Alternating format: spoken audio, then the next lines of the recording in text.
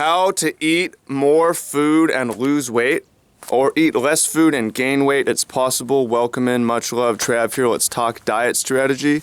Come on a walk with me. Very important stuff.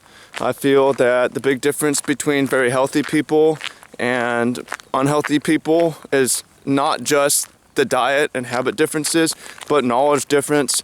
And we're going to attack that today with talking about how it's possible to eat more food and lose weight through a very simple concept of choosing foods with lower caloric density. It sounds like science, it is. So, calories are a way to measure energy. If you're consuming more and absorbing more calories than you're expending, then we're gaining energy into our body, energy stores in our body, we're gaining weight. If we expend more calories than we're consuming, we have a caloric deficit, then we're burning energy stores from our body, we're losing weight. You get it, that's kind of what calories are. Now, the important concept here is that not all foods have the same amount of calories by volume. For instance, a pound of pig meat versus a pound of lettuce. Which is going to have more calories? The pig meat. It has a much higher caloric density. So it's possible to eat, it's probably by a factor of 10. So it's possible to eat maybe 9 times as much greens by volume as farm meat and consume fewer calories and comparatively lose weight, right? Very simple. And we need to talk about what it means to be full, because this is important. Well, I don't feel full if I'm eating. There's a lot of directions to go, but that's the key takeaway. We'll go into fullness perhaps a little bit later in this video, and it's deserved its own video. But something that you should do right now if you're on the computer is just Google caloric density of foods, just so you get an idea of what's super calorically dense and what's not. That way you just know that peanuts, for instance, are relatively calorically dense and apples are very low. Basically, you can stuff yourself with these low caloric density foods and eat way, way, way more and be physically full on them all the time and not have a massive caloric,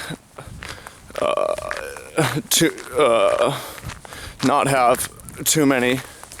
Anyways, so let's talk about fullness a little bit. So fullness versus hunger. Hunger is a mechanism of desire for nutrients in many ways. Like if we don't have certain micro or macronutrients, we get hungry. But it's also about the physical signal of fullness in the stomach if space is taken up. So I think it's going to be helpful to have another video to talk about desire and hunger and where that comes from.